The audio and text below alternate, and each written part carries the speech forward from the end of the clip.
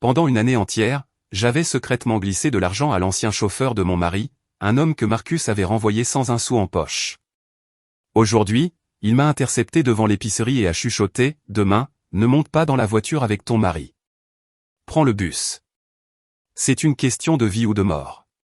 Tu comprendras tout quand tu verras qui est dans ce bus. » Et ainsi, quand je suis monté dans ce bus. Mais avant que ce murmure ne bouleverse sa vie, c'était juste un mardi ordinaire, un jour gris ordinaire qui sentait la poussière et la lessive. Keisha se tenait à la caisse du magasin Cozy Home, redressant mécaniquement une pile de serviettes en éponge. Elle avait 38 ans, mais dans le reflet de la vitrine, surprise par le crépuscule, elle voyait une femme beaucoup plus âgée. Ses épaules, habituées à porter de lourdes boîtes de marchandises, s'affaissaient légèrement, et des ombres marquaient le coin de ses yeux qu'aucune crème ne pouvait effacer. « Ma chérie, encaisse-moi cette nappe aussi », a croassé une cliente régulière, une dame âgée en imperméable beige. « Vérifie juste s'il y a des accros, parce que la dernière fois. »« Bien sûr, Madame Patterson. » La voix de Keisha était douce, exercée et apaisante. Elle déplia le tissu, passant ses doigts sur le lin. Ses doigts étaient des mains de travailleuse aux ongles courts et à la peau sèche, les mains d'une femme qui ne craignait pas le labeur, mais qui se sentait parfois intimidée à l'idée de les poser sur la table lors d'un dîner mondain. Elle sourit à la cliente, mais ses pensées étaient ailleurs. Aujourd'hui, c'était le 18, le jour où elle commettait son petit crime secret contre le budget familial. Quand le magasin ferma et que les lourds rideaux de sécurité s'abaissèrent dans un fracas, coupant le monde lumineux des étalages de la rue sombre, Keisha ne rentra pas directement chez elle. Elle resserra son manteau. Il n'était pas neuf, acheté il y a 3 ans en solde, mais restait décent, d'un gris sobre, et elle se tourna vers le parc. Dans sa poche, à l'intérieur d'un vieux portefeuille en cuir, se trouvait une enveloppe blanche. Il n'y avait pas grand-chose à l'intérieur, juste $40. Pour certains, c'était le prix d'un déjeuner dans un café chic. Pour Keisha, c'étaient les nouvelles bottes d'hiver qu'elle ne s'était pas achetées cette saison. Mais pour l'homme qui l'attendait sur le banc, c'était la vie. M. Otis, ou simplement Otis comme tout le monde l'appelait, était assis voûté sous un vieux érable. C'était l'ancien chauffeur de son mari, l'homme qui avait conduit Marcus pendant 5 ans jusqu'au jour où Marcus était rentré en colère, avait jeté ses clés sur la console et avait dit « J'ai viré le vieux. Il est devenu peu fiable, oublieux, et la voiture sent la cigarette. » Keisha savait que Monsieur Otis ne fumait plus depuis 10 ans. Elle savait aussi que le manque de fiabilité d'Otis résidait uniquement dans le fait qu'il en voyait trop et qu'il était trop honnête dans son silence. Mais elle n'avait pas discuté avec son mari à l'époque. Elle discutait rarement d'ailleurs. Elle avait simplement commencé à mettre un peu de côté ici et là sur ses primes, sur des petits boulots, en économisant sur ses déjeuners. Monsieur Otis, appela-t-elle doucement. Le vieil homme sursauta et leva la tête. Sous le lampadaire, sa peau brune ressemblait à du papier, fine et fragile. Keisha. Il essaya de se lever, s'appuyant sur sa canne, mais elle l'arrêta d'un geste. Pourquoi êtes-vous venu? Il fait froid dehors. Elle regarda rapidement autour d'elle et lui glissa l'enveloppe dans la main. La main du vieil homme était glacée et tremblante. Achetez ce médicament pour le cœur dont vous avez parlé. Et des fruits. Assurez-vous de prendre des fruits. Keisha, ma petite, tu ne devrais pas. Si Marcus la prend, il me tuera, murmura-t-il, mais ses doigts serraient fermement l'enveloppe. Les yeux du vieil homme se mouillèrent. Tu es une sainte. Il ne te mérite pas.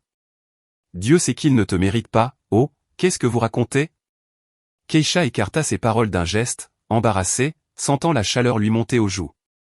Elle se sentait maladroite face à la gratitude. Elle ne se considérait pas comme une sainte. Elle se souvenait simplement comment Monsieur Otis l'avait récupérée à l'hôpital quand Marcus était trop occupé par une réunion, comment il avait bercé la poussette de Jasmine pendant que Keisha courait à la pharmacie. Rentrez chez vous, Monsieur Otis, et prenez soin de vous. Elle lui tapota l'épaule et s'empressa de rentrer chez elle. À la maison, il faisait chaud mais c'était étouffant. La télé était allumée dans la cuisine. Marcus était assis à la table, plongé dans son téléphone. Devant lui se trouvait une assiette d'un dîner froid qu'il n'avait pas touché. Marcus était un bel homme. Même maintenant, à 41 ans, avec un début de ventre et une calvitie naissante, il conservait cette allure de fonctionnaire municipal de niveau moyen qui avait autrefois séduit Keisha. Mais aujourd'hui, quelque chose ne tournait pas rond chez lui. Il sursauta quand la porte d'entrée claqua et retourna précipitamment son téléphone face contre table. « Tu es rentré ?» demanda-t-il sans la regarder. « Le dîner était bon, merci. Je n'ai juste pas faim. » Keisha enleva son manteau, sentant la douleur familière dans ses jambes. « Tu es pâle, Marcus. Il s'est passé quelque chose au travail ? » « Non » répondit-il trop brusquement, puis il se reprit et se força à sourire. Le sourire parut tordu, presque coupable. « Non, tout va bien. Juste fatigué. Écoute, Kay, je dois aller à Fairview demain. Il y a un séminaire obligatoire sur le développement régional. » Fairview était une petite ville à environ 40 miles de là.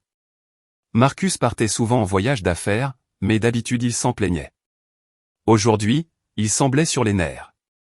D'accord. Keisha alluma la bouilloire. Tu veux que je te repasse une chemise? Je vais le faire. Il bondit. Son téléphone vibra à nouveau doucement sur la table. Il s'en saisit comme s'il s'agissait d'une grenade. Je vais la repasser moi-même. Et tu sais quoi? Laisse-moi t'emmener au travail demain. Je dois partir tôt de toute façon. Keisha s'immobilisa, une tasse à la main. Marcus ne l'avait pas déposé au travail depuis 2 ans, prétendant que ce n'était pas sur son chemin et que la circulation était mauvaise. « Tu veux me déposer ?» demanda-t-elle. « Eh bien, oui, pourquoi pas. Nous sommes une famille. » Il s'approcha et lui déposa maladroitement un baiser sur la joue. Ses lèvres étaient sèches, et sa chemise sentait une eau de cologne forte et inhabituelle. Apparemment, quelqu'un avait fumé près de lui au bureau. Ou pas. Keisha chassa cette pensée. Elle avait l'habitude de faire confiance. La confiance était le fondement de leur mariage, même quand la passion s'était calmée depuis longtemps. « Merci » dit-elle doucement. « Ce serait gentil. Mes pieds me tuent. » Ce soir-là, alors que Marcus était dans la salle de bain, emportant son téléphone avec lui, Keisha réalisa qu'elle avait oublié d'acheter du lait pour Jasmine. Sa fille, une fille intelligente, était dans sa chambre en train de réviser pour ses examens, et Keisha ne voulait pas la déranger. Elle jeta son manteau sur sa robe de chambre et courut à l'épicerie ouverte 24h24 au coin de la rue. La rue l'accueillit avec un vent humide. La lumière au-dessus de l'entrée vacillait, projetant des ombres saccadées sur l'asphalte. Keisha acheta une brique de lait et une miche de pain et descendait les marches quand une silhouette se détacha de l'obscurité au coin du bâtiment. Elle cria, serrant le sac contre sa poitrine. C'était Monsieur Otis.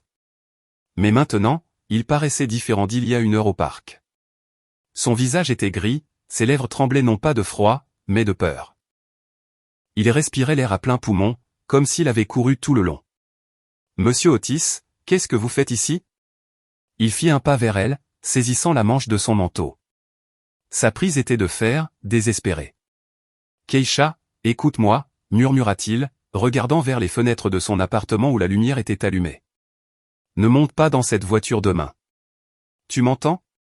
Ne monte pas dedans. » « Quoi ?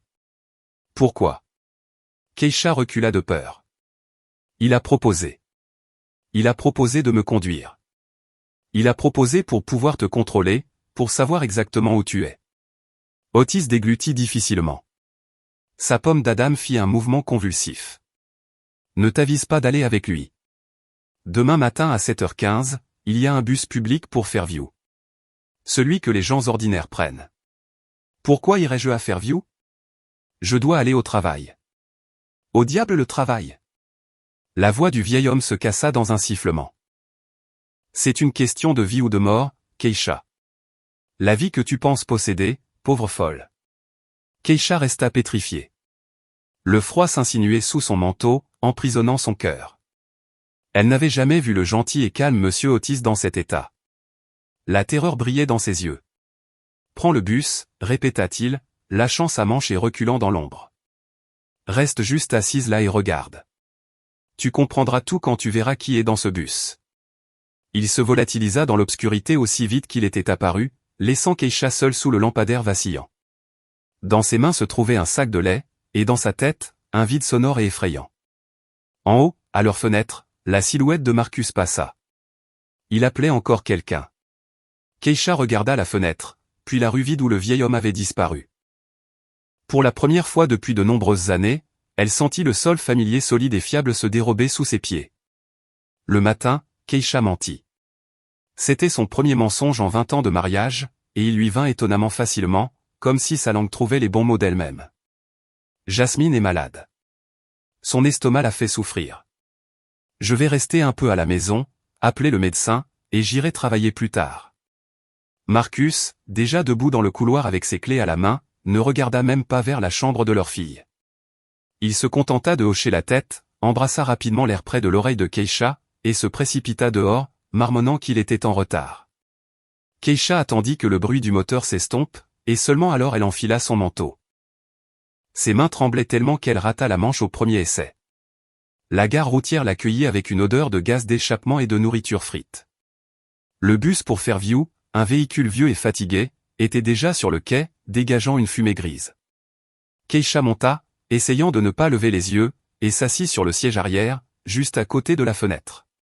Elle avait l'impression que tout le monde autour savait pourquoi elle était là, que sur son front était écrit « Femme espionnant son mari ». Le bus était à moitié vide, quelques personnes avec des seaux vides, un étudiant avec un casque, et une femme avec une petite fille d'environ 7 ans assise 2 rangées devant.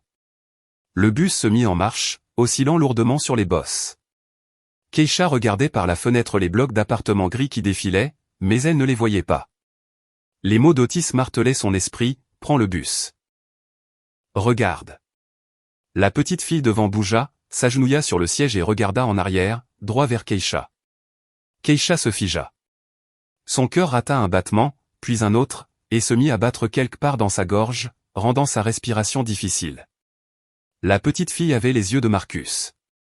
La même forme, les mêmes coins extérieurs légèrement tombants donnant au regard une tristesse éternelle et touchante, et un menton avec une minuscule fossette que Keisha avait embrassée tant de fois chez son mari. La petite fille la regardait avec une curiosité enfantine, enroulant une mèche de cheveux châtains autour de son doigt exactement de la même manière que Marcus quand il était nerveux ou qu'il réfléchissait. Mais ce n'était pas le visage qui rivait le regard de Keisha. Autour du cou de l'enfant, sur sa veste rose, pendait un médaillon en argent, une antiquité en forme de coquillage ovale.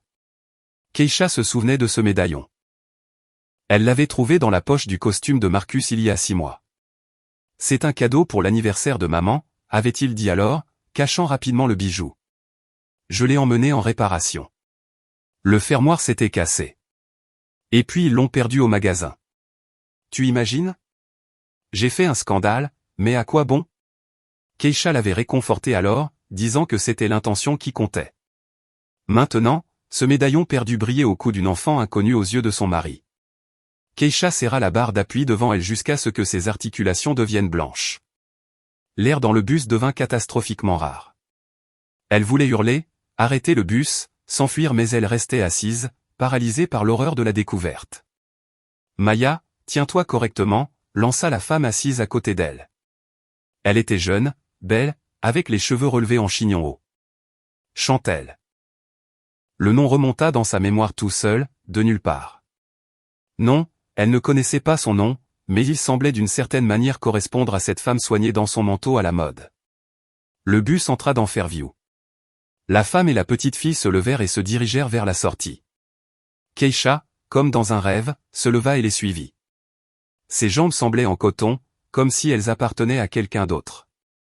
Elles descendirent à un arrêt dans un quartier résidentiel. Keisha gardait ses distances, se cachant derrière les passants occasionnels et les poteaux électriques. Elle se sentait comme une voleuse, une criminelle se faufilant après le bonheur de quelqu'un d'autre. Mais il n'y avait rien à voler. Son propre bonheur partait en poussière à chaque pas. La femme et la petite fille tournèrent dans une allée bordée de maisons en briques soignées. Devant l'une d'elles, avec une clôture blanche et un jardin de devant impeccable, une voiture familière était déjà garée, la berline argentée de Marcus.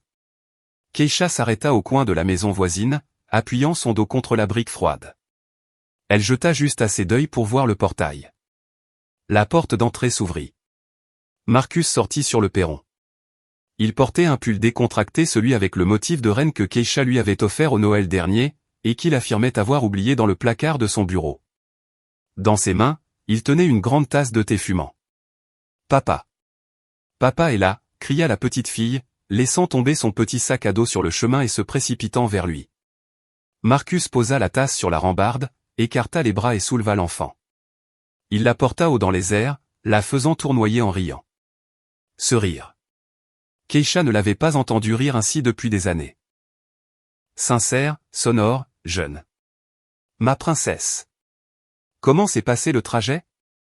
Il embrassa la petite fille sur le sommet de la tête, puis la reposa et fit un pas vers la femme.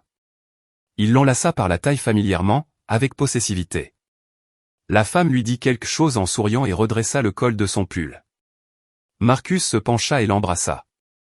Pas sur la joue, comme il avait embrassé Keisha ce matin-là, mais sur les lèvres longuement et tendrement.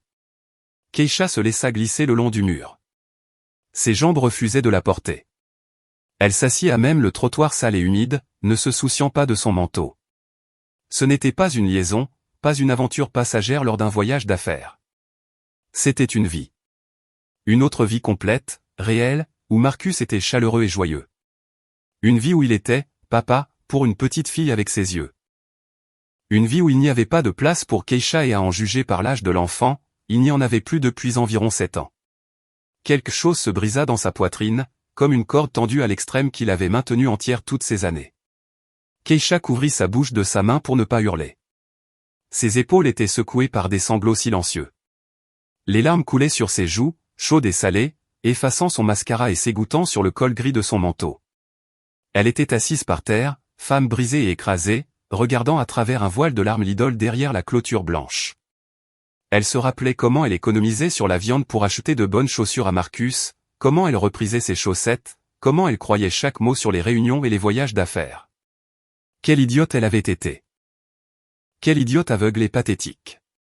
Marcus ramassa le sac à dos de l'enfant au sol, serra sa femme de l'autre bras, et tous les trois entrèrent dans la maison. La porte se referma, coupant Keisha de leur chaleur.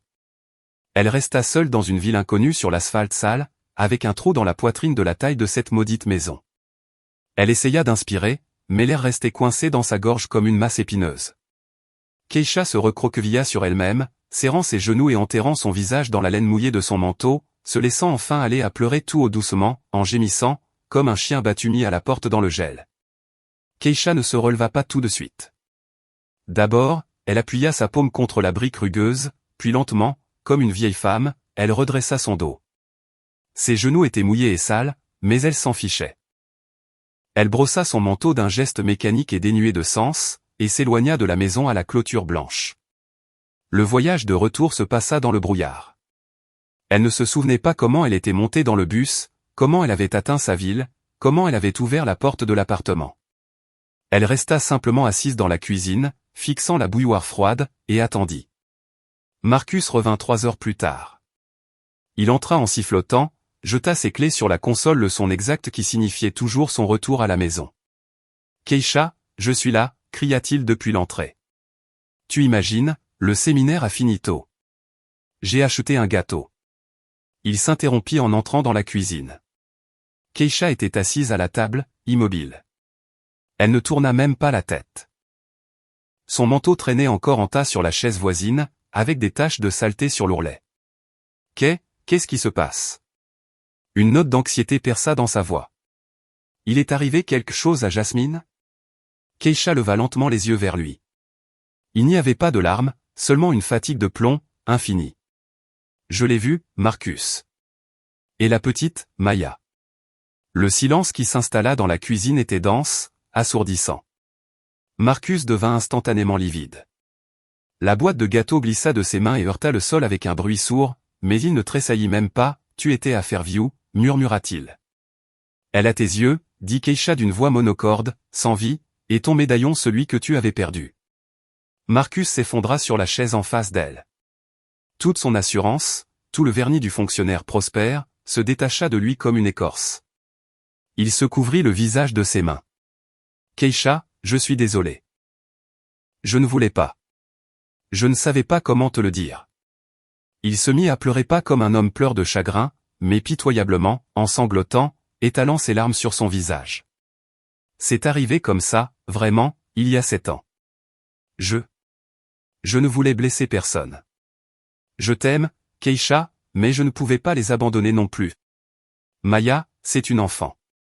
Keisha le regarda et ne ressentit rien. Ni pitié, ni colère, juste du dégoût.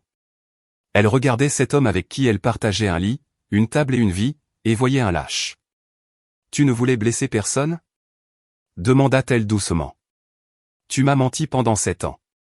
Chaque jour, chaque minute. À ce moment-là, la porte d'entrée s'ouvrit. Le bruit était autoritaire, assuré. Mama Estelle, la mère de Marcus, entra dans le couloir. Elle avait toujours ses propres clés et venait sans prévenir. Qu'est-ce qui se passe ici? Sa voix fendit l'air comme un couteau. Elle balaya du regard son fils en pleurs, le gâteau écrasé sur le sol, et Keisha pétrifiée. Marcus, arrête de pleurnicher. Debout. Marcus reniflamait se redressa docilement, essuyant son visage avec sa manche. Mama Estelle retira lentement ses gants, les posa proprement sur la table, et se tourna vers sa belle-fille. Il n'y avait pas une once de sympathie dans son regard, seulement un calcul froid. Alors tu as fini par découvrir, prononça-t-elle calmement, comme si elle parlait d'une tasse brisée. Eh bien, il était temps. Le cacher éternellement était stupide. Vous le saviez? Keisha ne posa pas la question, elle l'affirmait. Bien sûr que je le savais, railla Estelle. Qui penses-tu a aidé Marcus à acheter cette maison? Avec son salaire? Ne me fais pas rire. Elle se dirigea vers la table, tira une chaise et s'assit, redressant majestueusement le dos. Écoute-moi, Keisha. Tu es une bonne ménagère. Tu es une épouse fidèle. Mais tu n'as pas pu donner à mon fils l'essentiel, un héritier. Keisha sentit le sang quitter son visage. Nous avons une fille, Jasmine. Une fille, c'est bien, balaya Estelle. Mais un homme a besoin d'un fils, quelqu'un pour porter le nom de famille. Tu n'as pas pu en avoir d'autre après Jasmine. Et Chantelle? Chantelle est jeune, en bonne santé. Elle lui a déjà donné une fille et lui en donnera d'autres, peut-être un garçon. Vous l'avez mis en relation avec elle? Keisha n'en croyait pas ses oreilles. J'ai aidé mon fils à trouver ce dont il avait besoin, la coupa durement sa belle-mère. Et si tu étais plus sage, tu l'aurais compris toi-même. Tu as vu comme il souffrait, comme il voulait plus d'enfants. Mais tu restais silencieuse. Tu t'es enfermée dans ton travail, dans ton jardin. Tu as cessé d'être une épouse pour lui, Keisha. Tu es devenue une colocataire commode. Les mots d'Estelle frappèrent là où ça faisait le plus mal. Keisha se souvint des soirées où Marcus essayait de parler d'un deuxième enfant, et où elle, fatiguée après son service, l'écartait d'un geste. Nous n'avons pas l'argent, Marcus. Comment pourrions-nous? Nous devons élever Jasmine. Elle se souvint comment elle avait cessé de s'apprêter pour lui, comment elle avait cessé de lui demander ce dont il rêvait. Elle pensait protéger la famille, économiser de l'énergie et de l'argent, mais il s'est avéré qu'elle avait elle-même ouvert la porte à une autre femme. Je ne justifie pas Marcus, continua Estelle, voyant sa belle-fille s'affaisser. Mais tu n'es pas une sainte non plus. Maintenant, pour l'essentiel, vous ne pouvez pas divorcer. Marcus a une carrière. Les élections approchent. Il n'a pas besoin d'un scandale, et toi non plus. Où irais-tu? Dans une location avec ton salaire de vendeuse? Keisha restait silencieuse. Tout restera tel quel, décréta Estelle. Marcus vivra ici et ira chez Chantelle, disons, les week-ends. Tu sauveras les apparences, ton statut de femme mariée, l'appartement. Jasmine finira l'école tranquillement. Tout le monde est content. Et si je n'accepte pas? La voix de Keisha tremblait. Et qui te le demande? Estelle sourit avec mépris. Toute la ville sait qui est Marcus Vaughn. Et toi, qui es-tu? Pense à ta fille. Veux-tu que les gens la pointent du doigt? La fille de la femme qui a été larguée pour un modèle plus jeune? Ce soir-là, Keisha appela Tasha, sa vieille amie. Elle avait besoin d'entendre une seule voix de soutien. Juste une. Comme c'est affreux. Ma pauvre, soupira Tasha. Marcus. Il a une autre famille, à Fairview. Un silence s'installa au bout du fil.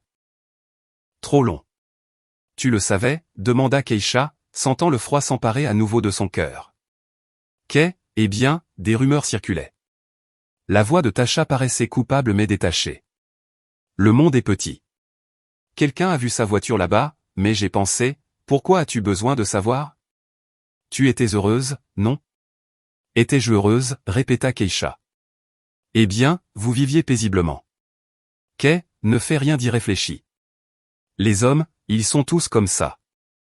Et il subvient à tes besoins, il ne te bat pas. Estella a raison, probablement. Où irais-tu toute seule maintenant? Keisha raccrocha. Le téléphone lui parut lourd comme une brique. Elle sortit sur le balcon. La ville nocturne scintillait de lumière. Quelque part là-bas dans l'obscurité, des gens dormaient qui savaient tous les employés des magasins voisins, les collègues de Marcus, même ses amis. Ils la regardaient tous et voyaient une idiote qui ne remarquait rien. Tu es devenue une colocataire commode. Les mots de sa belle-mère brûlaient comme un fer rouge. Keisha regarda ses mains, serrant la rambarde du balcon. Oui, elle était coupable. Coupable d'avoir permis qu'elle devienne commode, d'avoir fermé les yeux sur sa froideur, sur ses absences, sur l'argent manquant. Elle avait eu peur du conflit, peur de perdre ce petit monde chancelant, et par sa peur, elle l'avait détruit elle-même. Mais maintenant, il n'y avait plus de peur, seulement le vide et la clarté. Elle retourna dans la pièce. Marcus dormait sur le canapé du salon, couvert d'un plaid. Même dans son sommeil, il avait l'air pitoyable avec ses genoux repliés. Keisha alla dans la chambre, ouvrit le placard et sortit un vieux sac de voyage. Elle ne savait pas où elle irait, ne savait pas de quoi elle vivrait, mais elle savait une chose avec certitude, elle ne serait plus jamais commode, et elle ne vivrait pas un mensonge pour le salut du statut social et de la tranquillité d'esprit de Mama Estelle. Elle commença à faire ses bagages lentement, proprement. Des t-shirts, des sous-vêtements, de vieux jeans. Chaque article entrait dans le sac comme une brique dans la fondation d'une vie nouvelle, inconnue et terrifiante. Le matin, elle ne préparerait pas le petit déjeuner. Le matin, elle ferait le premier pas. Le matin, Keisha ne partit pas. Le sac resta debout dans le coin de la chambre comme un reproche silencieux à son indécision. Jasmine se réveilla avec de la fièvre, pâle et toussant, et l'instinct maternel l'emporta sur la fierté. Keisha resta. Elle prépara de la soupe, donna les médicaments, et chaque fois qu'elle passait devant le salon où Marcus était assis, sombre, elle sentait tout son être se serrer en une boule glacée. Au déjeuner, son téléphone émit un bip signalant un message. Numéro inconnu. Le parc. Même banc. Dans 1 heure. C'est important. Keisha savait de qui il s'agissait. Elle quitta la maison, disant à sa fille qu'elle allait à la pharmacie. Ses jambes la portèrent d'elle-même vers l'érable familier. Monsieur Otis l'attendait déjà. Cette fois, il ne se cachait pas dans l'ombre, mais se tenait droit, les mains posées sur le pommeau de sa canne. À côté de lui sur le banc se trouvait un vieux carnet de bord usé avec une couverture en simili-cuir. On donnait ces carnets aux chauffeurs des parcs automobiles il y a 20 ans. Monsieur Otis. Keisha s'approcha et s'assit à côté de lui sans le regarder. Elle avait honte qu'il l'ait prévenu et qu'elle ne l'ait pas cru, honte qu'il ait été témoin de son déshonneur. « Tu as vu » demanda-t-il d'une voix sourde. « J'ai vu. »« C'est bien. » Le vieil homme hocha la tête, comme s'il tamponnait un document. « Cela signifie que maintenant tu es prête à écouter. » Il fit glisser le carnet vers elle. « Qu'est-ce que c'est ? » ?»« Ma conscience, Keisha ou ce qu'il en reste. » Keisha ouvrit la première page. L'écriture de Monsieur Otis était large, anguleuse, avec une forte pression. Date, heure, kilométrage, adresse. 12 mars, Fairview, MLK Belvedere 14. Attente, 3 heures. Magasin de jouets, $80. 5 avril, North Bank, retrait d'espèces. Fairview, MLK Belvedere 14. Colis livré. 20 mai, Clinique Health First, Fairview. Paiement pour rendez-vous pédiatrique. Les pages bruissaient sous ses doigts comme des feuilles mortes. Année après année, 5 ans de registre méticuleux. Je ne faisais pas que le conduire pour rien, Keisha, commença Monsieur Otis, fixant droit devant lui. J'ai tout vu. J'étais son alibi. Otis, dit à Keisha qu'on a été retenu sur le chantier. Otis, arrête-toi chez le fleuriste, achète un bouquet, dis que c'est de ma part, je dois passer un appel. Je me suis tu parce que j'avais besoin du travail. La retraite est petite. Ma femme est malade. J'ai vendu ma conscience pour un salaire, Keisha. Keisha restait silencieuse, tournant les pages. Et puis il y a 1 an, la voix du vieil homme trembla. Nous revenions de Fairview. Il était heureux, ivre de bonheur. Sa fille, Maya, avait dit son premier mot ou quelque chose comme ça, et je me suis permis de dire, conseiller Vaughn, Jasmine a sa remise des diplômes de l'école de musique aujourd'hui. Vous avez promis d'y être. Monsieur Otis eut un rire amer. Il m'a regardé alors comme si j'étais de la boue. Toi, dit-il, le vieux, tu te contentes de conduire et tu ne fourres pas ton nez là où il n'a rien à faire. Keisha est une femme forte. Elle se débrouillera. Mais Chantel a besoin d'aide. Elle est seule. Et il m'a viré le lendemain. Il a dit que je n'étais pas fiable. Keisha s'arrêta sur une entrée. Date, il y a 6 mois. Banque centrale. Retrait du fonds d'éducation, $3000. Virement sur carte pour réparation de toit à Fairview. Fonds d'éducation. Keisha se glaça. C'était leur réserve intouchable. L'argent qu'ils économisaient depuis la naissance de Jasmine pour l'université, pour les tuteurs, pour son avenir. Chaque centime là-dedans était imprégné de sa sueur, de ses refus d'un nouveau manteau, de vacances, d'une vie normale. Elle feuilleta frénétiquement la suite. Retrait du fonds d'éducation, $1000. Retrait du fonds d'éducation, $5000. Achat de meubles pour la chambre d'enfant. Il a vidé le compte, la voix de Keisha se brisa dans un murmure. Presque complètement, confirma Otis. Je l'ai conduit à la banque à chaque fois.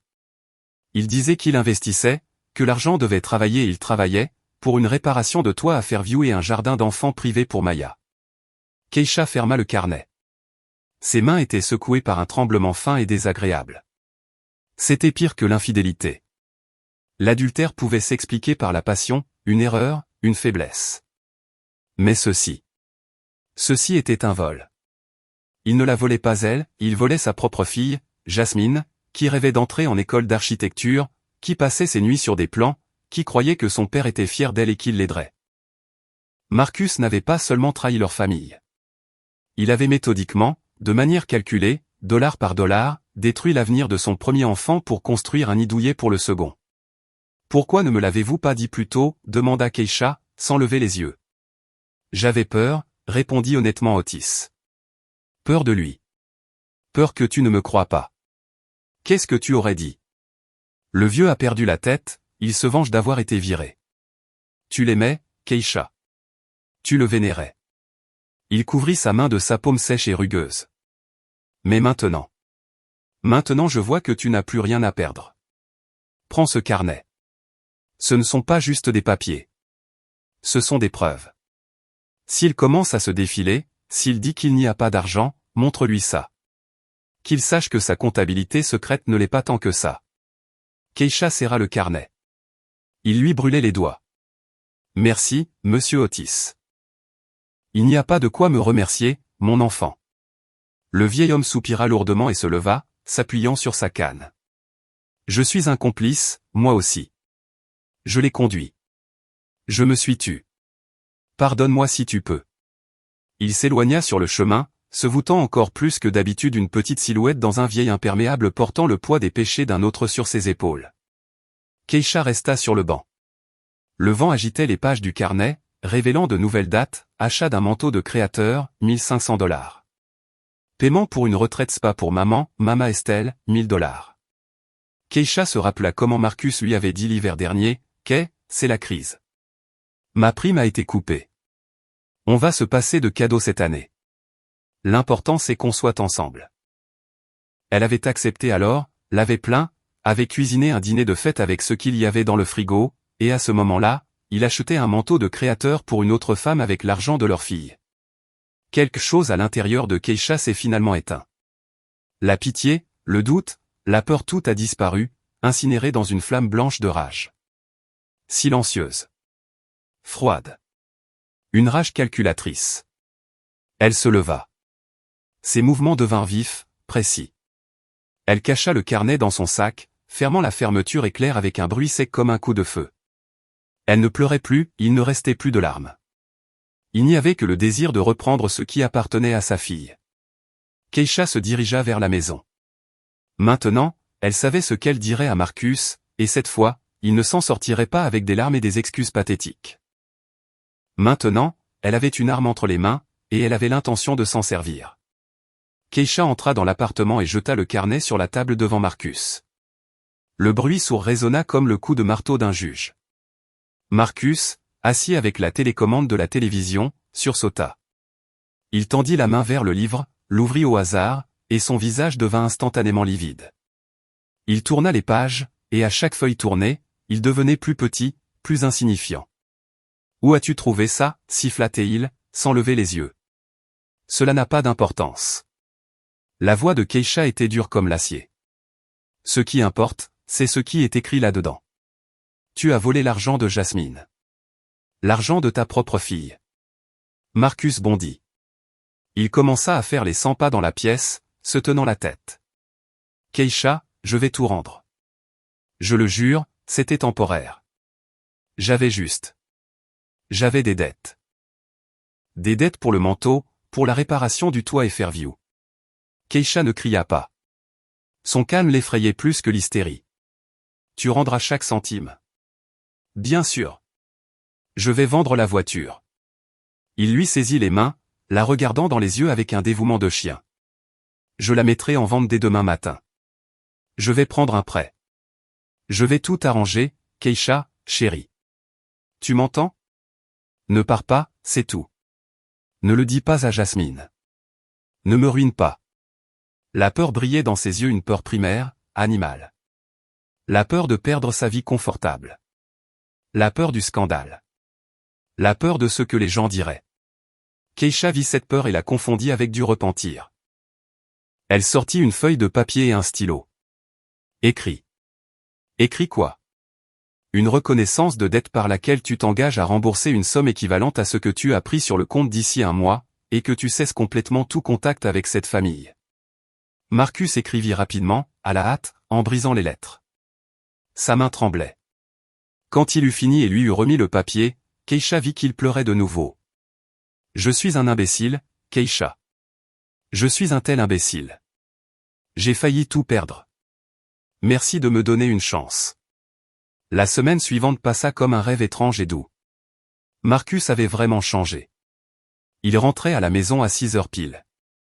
Il apportait des sacs de courses, des choses chères et savoureuses qu'il ne s'autorisait autrefois que pour les jours de fête. Il répara lui-même le robinet de la salle de bain, celui qui fuyait depuis 6 mois. Le soir, il s'asseyait avec Jasmine sur ses manuels scolaires. Keisha, en passant devant la chambre de sa fille, entendait leur voix. « Papa, regarde, la projection est fausse ici. »« Ah, c'est vrai, Jazz.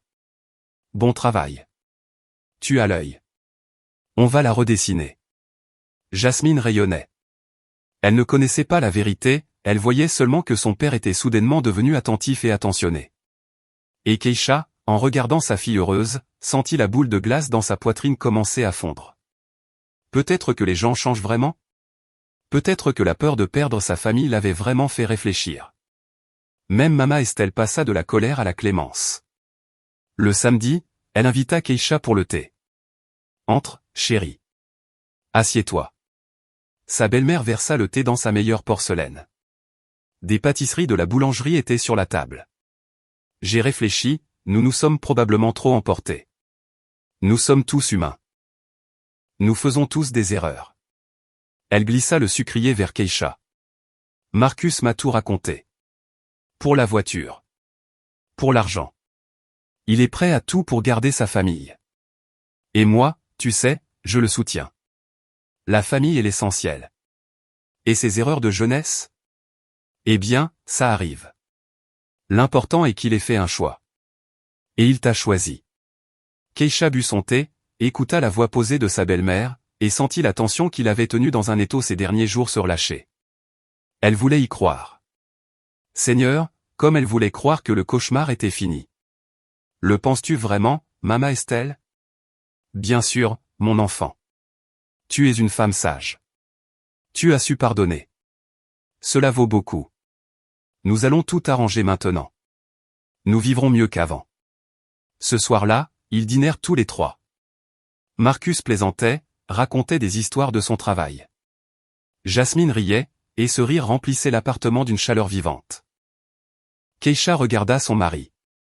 Il avait l'air fatigué mais calme. Il avait vraiment mis la voiture en vente, elle avait vu l'annonce en ligne.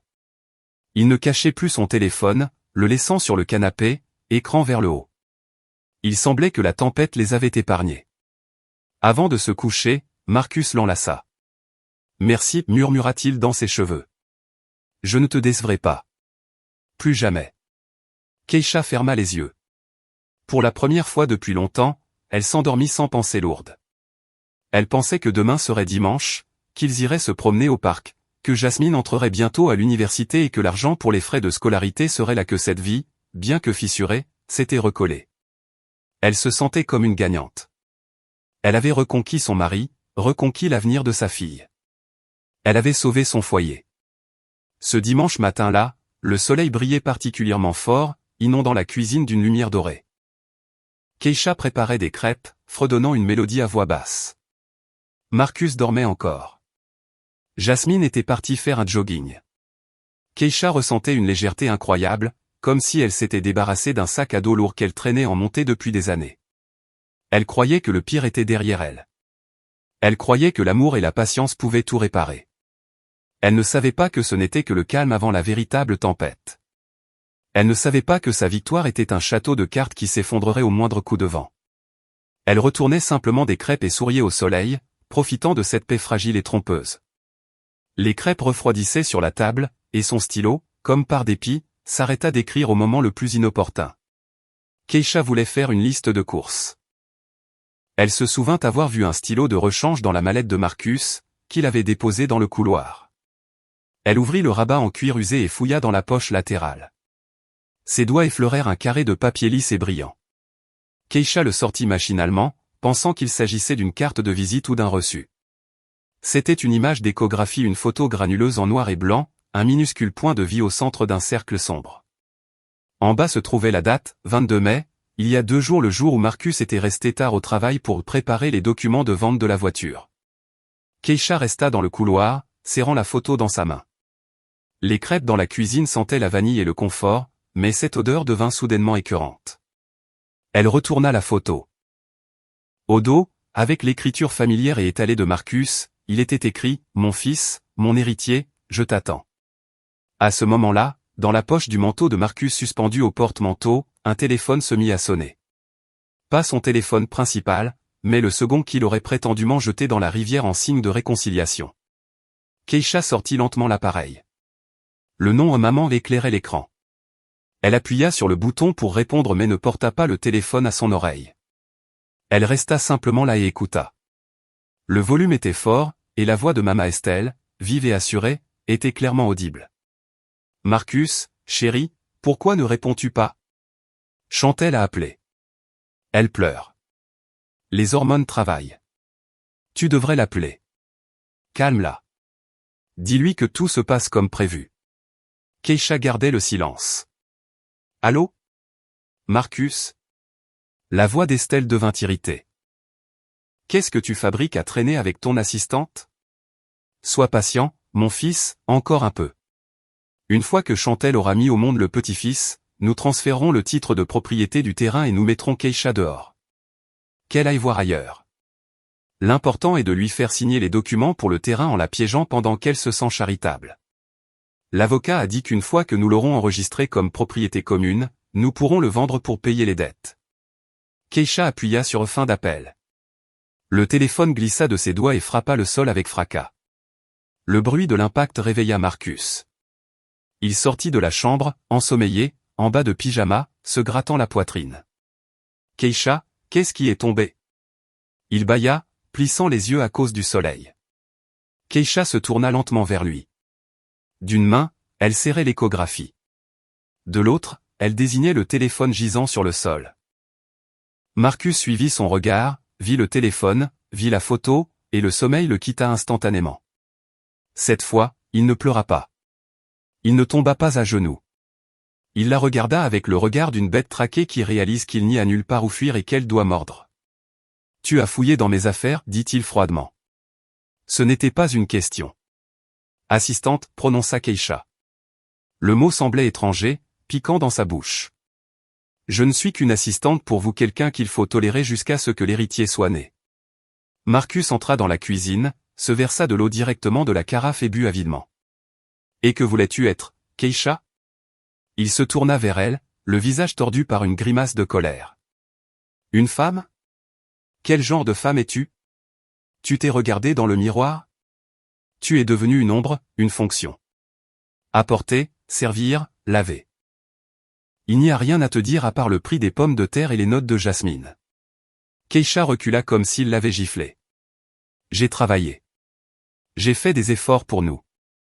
Tu as fait des efforts pour que tout soit comme chez les gens normaux, l'interrompit-il. Pour que ce soit calme, paisible. Tu as fermé les yeux sur tout juste pour éviter un scandale. Tu savais que j'étais malheureux. Tu le sentais au fond de toi, mais tu es restée silencieuse. C'était pratique pour toi que je sois là, que j'apporte un salaire, qu'il y ait un statut. Tu as construit cette prison toi-même, Keisha. Et Chantelle? Chantelle est vivante. Elle rit. Elle me regarde comme un homme, pas comme un distributeur automatique ou un meuble. Les mots firent mouche. Keisha savait qu'il y avait une part de vérité en eux, une vérité amère, terrible. Elle s'était vraiment cachée derrière la vie domestique. Elle avait vraiment eu peur de lui demander « Es-tu heureux ?» parce qu'elle redoutait la réponse. « Oui » dit-elle doucement. « Je suis coupable. J'ai laissé notre mariage mourir. Je suis devenue ennuyeuse et pratique. » Elle releva la tête et le regarda droit dans les yeux. « Mais cela ne te donnait pas le droit de voler ta fille. Cela ne te donnait pas le droit de planifier ma vie comme du matériel jetable. Tu aurais pu partir honnêtement, me dire en face, je ne t'aime pas. Mais tu es un lâche, Marcus. Tu voulais la jeune femme, et ma cuisine, et l'argent de Jasmine, et les louanges de ta maman. Le terrain, se souvint-elle soudain. Le lot de grand-maman. Le terrain de la maison du lac. Tu voulais le prendre? Marcus eut un sourire narquois. Comment pensais-tu que j'allais payer les dettes? Chantelle va bientôt accoucher. Elle a besoin de confort. Et ce morceau de terre vaut une somme décente. Nous sommes toujours mariés. Selon la loi, la moitié est à moi. C'est un héritage personnel, murmura Keisha. Ce n'est pas partagé. L'avocat trouvera un moyen. Il balaya l'argument d'un revers de main. Tu n'aurais pas dû fouiller là-dedans, Keisha? Si tu étais resté tranquille et avais vécu paisiblement jusqu'au divorce, je t'aurais même laissé quelque chose. Mais maintenant? Maintenant, c'est la guerre. Et oui, la guerre, ma mère va te chasser de ce monde. Tu la connais. Tu n'as pas de relation, pas d'argent, pas de cran. Tu vas perdre. Keisha regarda l'homme avec qui elle avait vécu pendant 20 ans et vit devant elle un étranger absolu, un ennemi cynique, un ennemi qui ne l'avait pas seulement trahi, mais qui avait planifié sa destruction. L'illusion de la victoire tomba en poussière. Les crêpes sur la table, la lumière du soleil, l'espoir, tout n'était qu'un décor dans une pièce monstrueuse où on lui avait assigné le rôle de la victime sacrificielle. « Sors d'ici » dit-elle. « C'est aussi mon appartement » rétorqua Marcus. « Je ne vais nulle part. »« Sors » répéta-t-elle plus fort, « ou je vais sortir sur le balcon tout de suite et me mettre à hurler. Je vais dire à toute la cour, à chaque voisin, ce que tu as fait. J'appellerai ton patron. Je provoquerai un tel scandale, celui-là même que tu crains tant. Je n'ai rien à perdre, Marcus. Et toi? » Il la regarda avec appréhension. Dans ses yeux, habituellement si doux et soumis, brûlait un feu sauvage et désespéré. Marcus cracha par terre et saisit sa mallette et sa veste. Imbécile d'hystérique. Voyons comment tu chanteras quand ma mère s'occupera de toi. La porte claqua. Keisha resta seule dans un appartement qui n'était plus un foyer. Elle s'effondra sur le sol du couloir, là même où se trouvait le téléphone. La photo de l'échographie était toujours serrée dans sa main, froissée en boule. Elle ne pleura pas, les larmes étaient parties. À l'intérieur, il n'y avait qu'un désert brûlé et une clarté froide et résonnante. Ils voulaient une guerre? Ils en auraient une. Mais elle ne se battrait pas pour son mari ou pour le passé.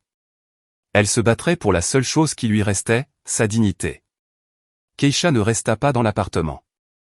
Les murs l'étouffaient, l'air semblait empoisonné par les mensonges. Elle prit une houe, enfila de vieux gants de jardinage et se rendit sur sa petite parcelle derrière l'immeuble, ce terrain même qu'il voulait lui prendre. Elle travailla avec acharnement, coupant les mauvaises herbes comme s'il s'agissait des têtes de ses ennemis. La terre volait dans toutes les directions, tachant son visage et ses vêtements. Elle ne ressentait pas de fatigue, seulement une douleur lancinante dans les tempes. Keisha. Elle sursauta et se retourna. À la barrière se tenait Pop Franklin, le père de Marcus, un vieil homme grand et mince, les épaules perpétuellement affaissées.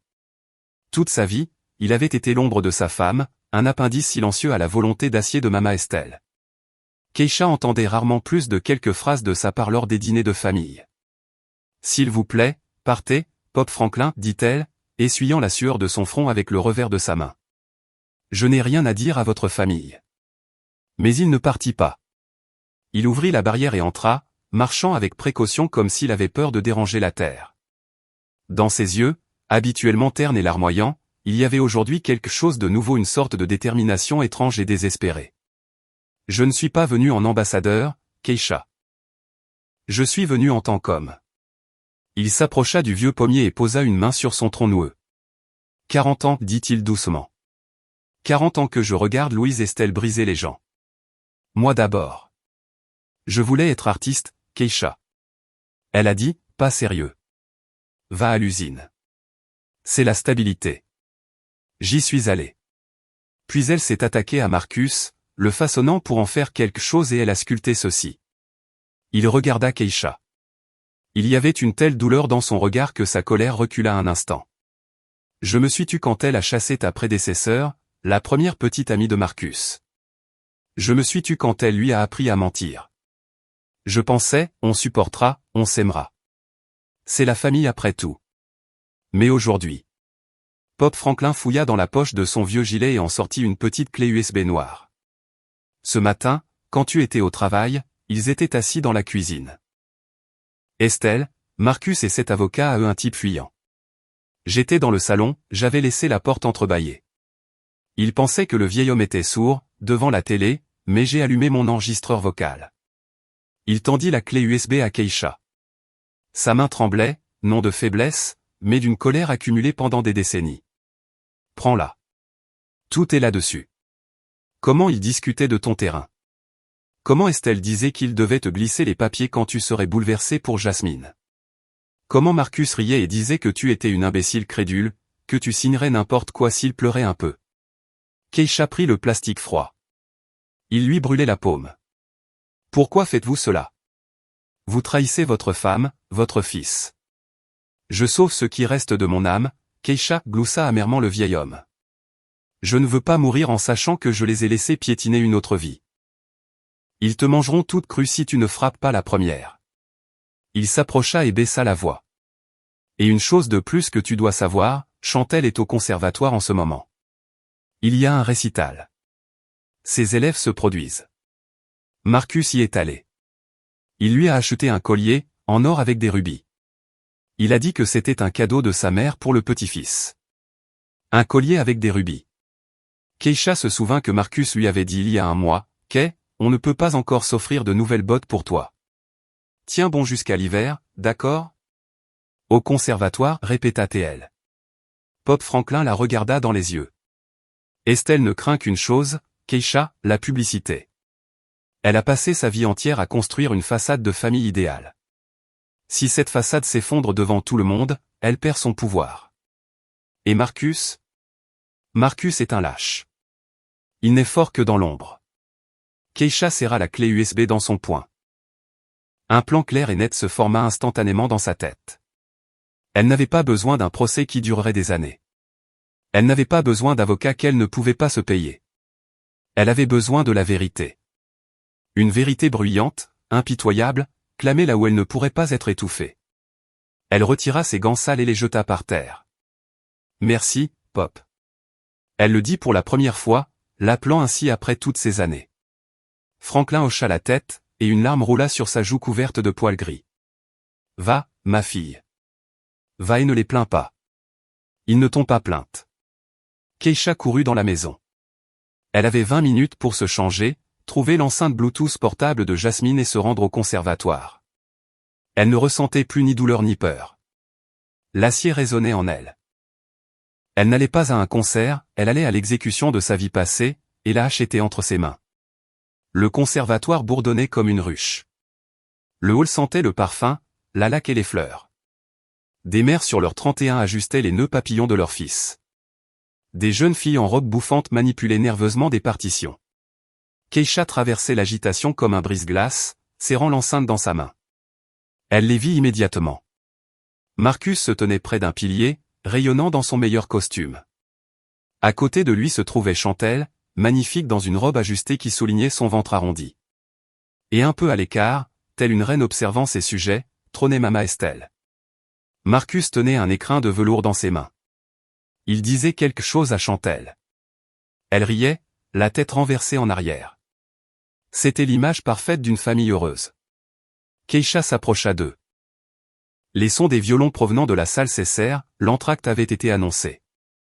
Le hall devint plus calme. « Bonsoir » dit Keisha d'une voix forte. Marcus se retourna. Le sourire glissa de son visage comme un chiffon mouillé. Mama Estelle se tendit, les yeux plissés. « Keisha, que fais-tu ici » siffla Marcus en regardant autour de lui. « Rentre à la maison. Ne t'affiche pas. Je suis venu présenter mes félicitations. » Keisha posa l'enceinte sur une table avec les programmes.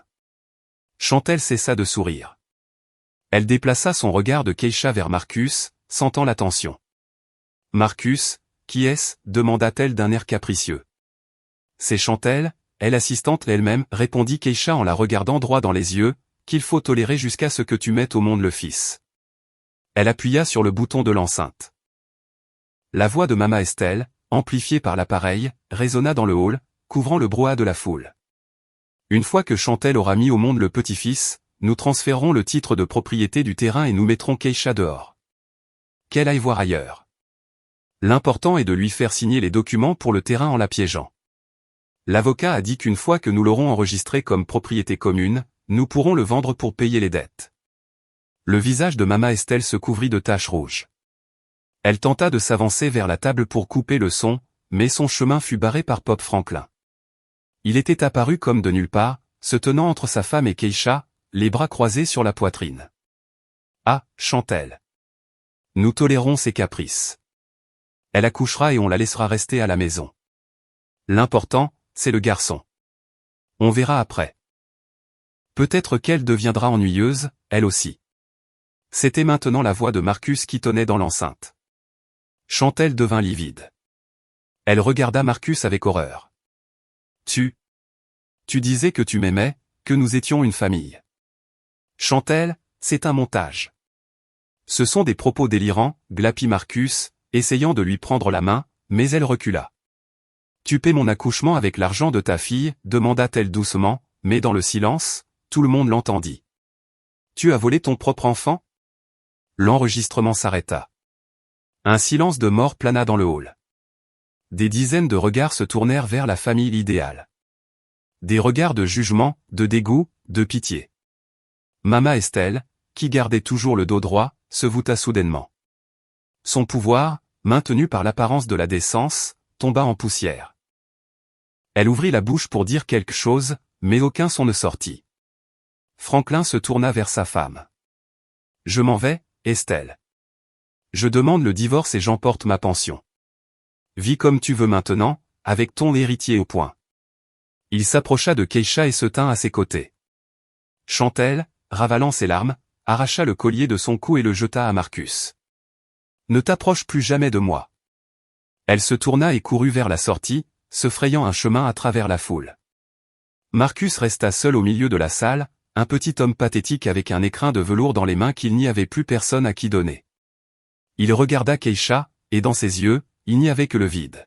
« Tu as tout détruit » murmura-t-il. « Non, Marcus » répondit calmement Keisha. « J'ai juste allumé la lumière. » Elle se tourna et marcha vers la sortie.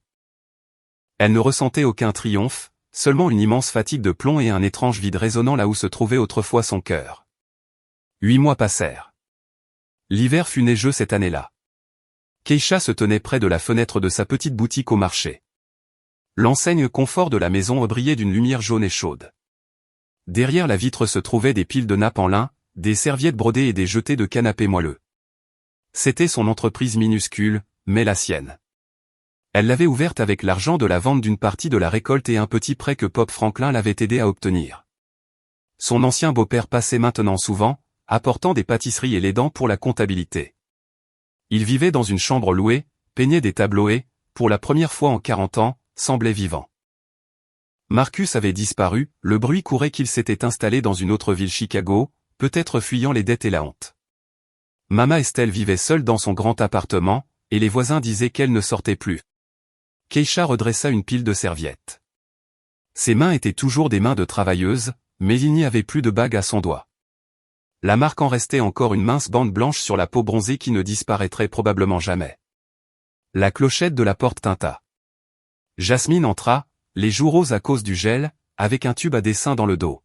« Maman, salut. J'ai réussi l'examen final avec mention. » Keisha sourit. Ils avaient rassemblé l'argent pour le premier semestre avec difficulté, mais le tribunal avait ordonné à Marcus de rembourser la dette, et les premières miettes commençaient à arriver. « Bravo, ma fille. Tu veux du thé ? C'est aux herbes. » Elles s'assirent dans l'arrière-boutique en buvant du thé chaud dans des tasses simples. De l'autre côté de la fenêtre, la neige tombait, recouvrant la ville d'un manteau blanc. Keisha regarda sa fille, la vapeur s'élevant de la tasse, et ressentit la paix. Ce n'était pas un bonheur sauvage, c'était une joie tranquille, un peu triste, celle d'une personne qui a survécu à un naufrage et s'est construit une maison sur le rivage. Elle avait perdu un mari et perdu 20 ans de sa vie consacrée à une illusion. Elle avait perdu la foi en l'amour éternel. Parfois, la nuit, elle pleurait encore dans son oreiller, se souvenant du Marcus qu'elle avait aimé autrefois, celui qui n'avait peut-être jamais existé. Mais elle s'était trouvée elle-même. Elle n'était plus une ombre, plus un objet pratique. Elle était Keisha Vaughn, une femme qui savait rester debout même quand le sol se dérobait sous ses pieds. Le soir, en fermant la boutique, elle vit Monsieur Otis. Il marchait sur l'avenue avec sa femme, la soutenant par le bras. Le vieil homme remarqua Keisha, s'arrêta et lui fit un signe de la main. Keisha répondit au salut. Elle inspira l'air glacial. Il sentait la neige, les aiguilles de pin et l'espoir. La vie continuait. Différente, difficile, solitaire, mais honnête. Et c'était là le plus important.